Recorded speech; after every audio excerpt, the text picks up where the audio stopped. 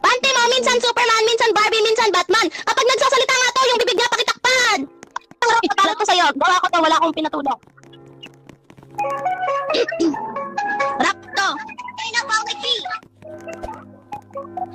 Taho, bumili na po kayo. Ako po ay nagbebenta dalawa para sa 30 taho. Taho, bumili na po kayo. Seryoso po ako, nagtatrabaho. Hindi bumili, siya'y mabaho. Di pa rin po ako nakakaligo. Ako lang ay naghahanap buhay para may mabigay sa aking nanay.